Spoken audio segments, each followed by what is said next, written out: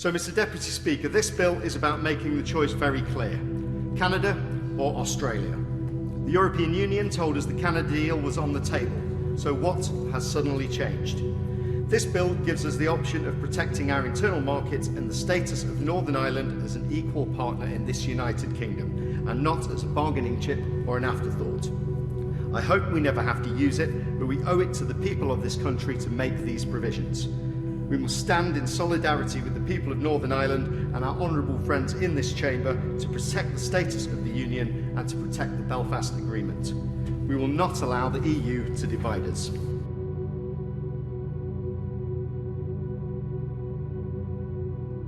From CANZUK International, I'm Matt Laveau, and this is the CANZUK Podcast.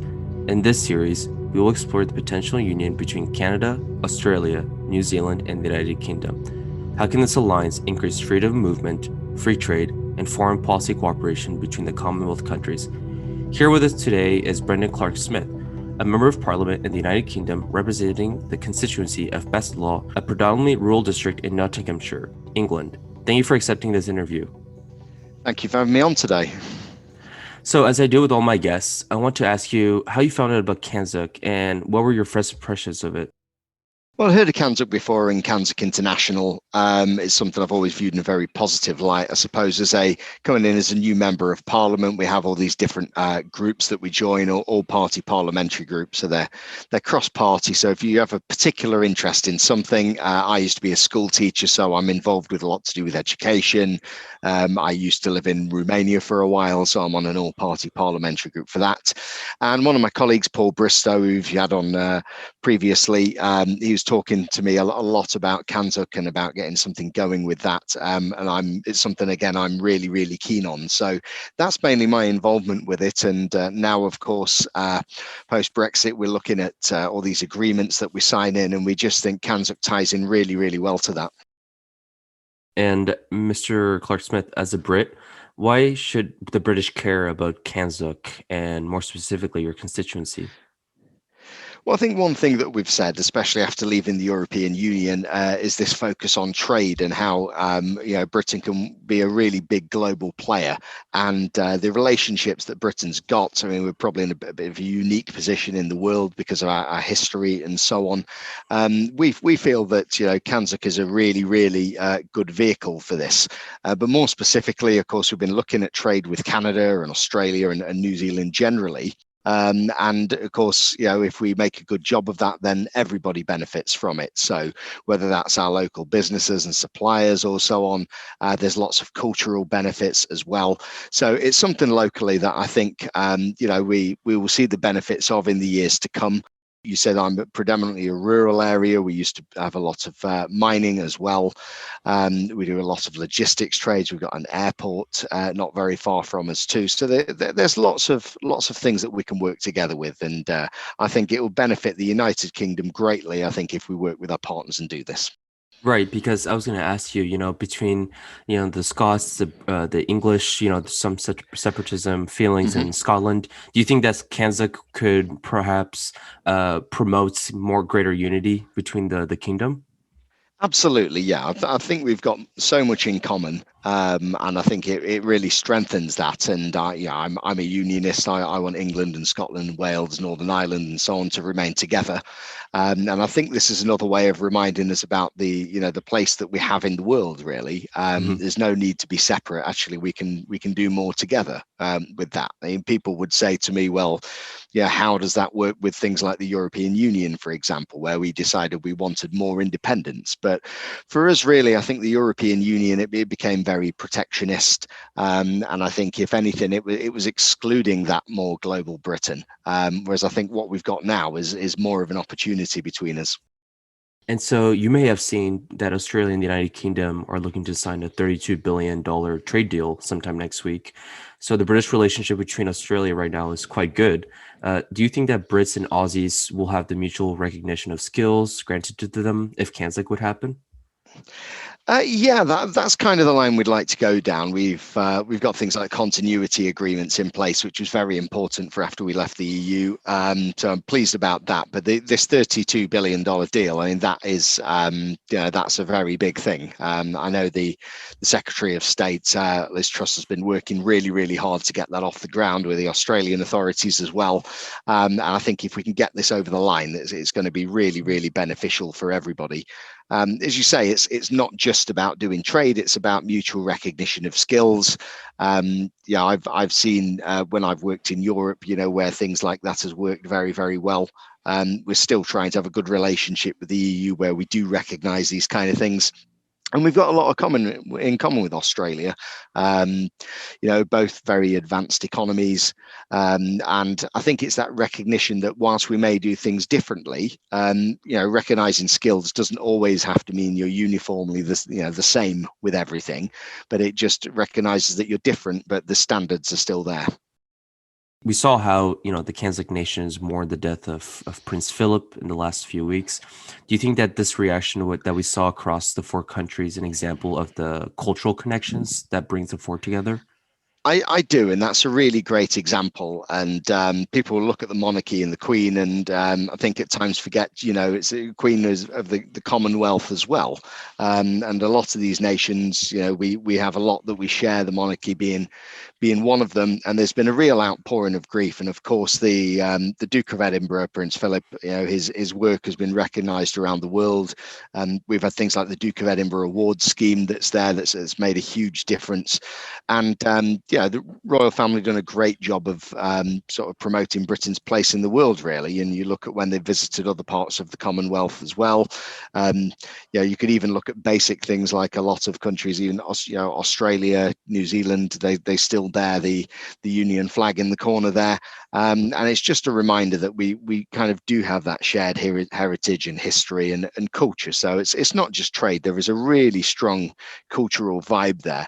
I think as an example, we've had many programs for many years with students, things like the working holiday visa, where we've had sharing experience and people going to see our country. So maybe that's something we can build on as well, and we can get more of those cultural links and really try and promote that.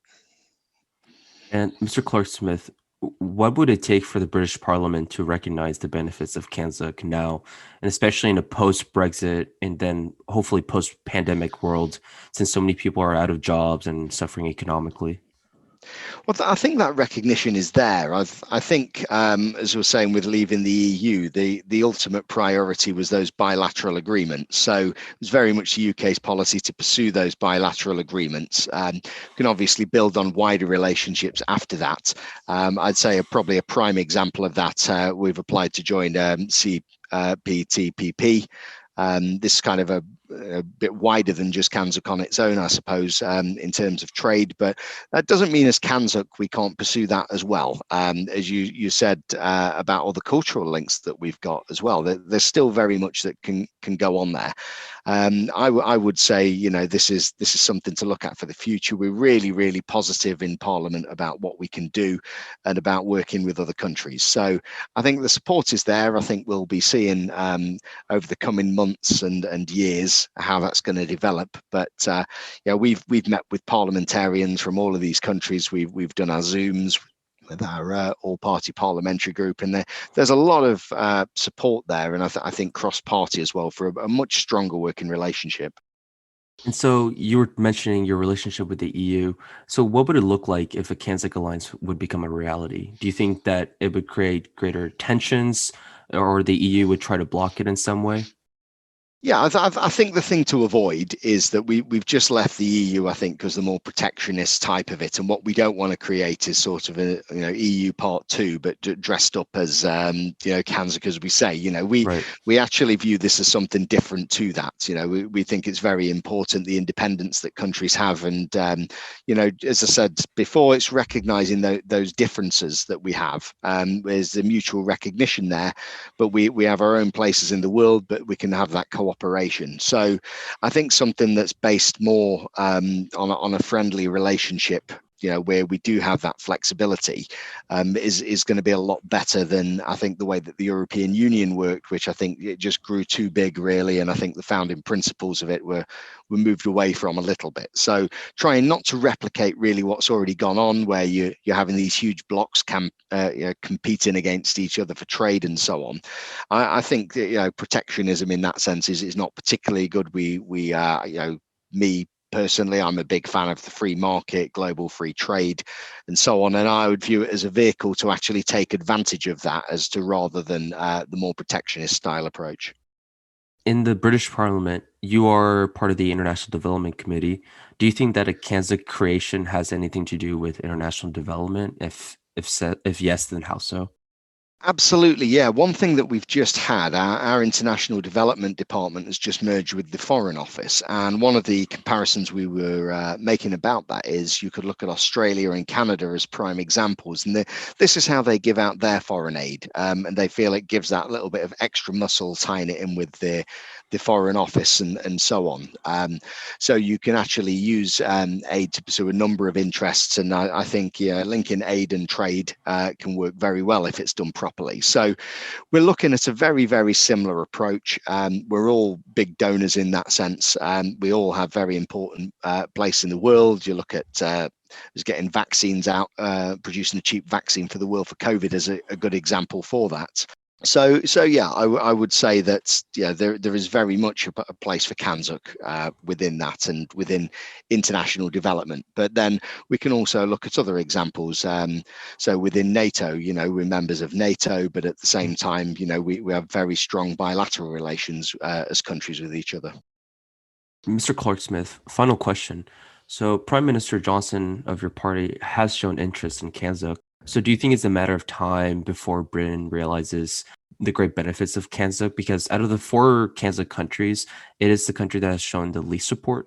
So what would it take for a public recognition of CANZUK? Well, I think the principle there of working with all of those countries is there, but the approach so far has been that bilateral one, and I can understand why that is. I can see obviously trying to join TPP. And that's another approach that we're looking at. So I think there is support there for the relationship. We've maybe done it in a slightly different way to the one that perhaps we do on the parliamentary group or CANZUK International. But I think there's plenty of scope there. There's plenty of support for the Commonwealth, plenty of support for the CANZUK nations as well. And I'm sure the Prime Minister Johnson would say exactly the same thing in terms of that and strengthening it. So the support is definitely there. So I don't think it's that there isn't an interest. I just think that the approach so far has been dealt with slightly differently. Thank you for coming on the show, Mr. Clarke-Smith. Thank you very much, and looking forward to a very long and strong cooperation between our countries. Likewise. So thank you for listening. Don't forget to follow CANZUK International on Twitter, YouTube, LinkedIn, and Facebook. And for more information on CANZUK, look up CANZUKinternational.com for more up-to-date insight on the current events surrounding this project. Till next time.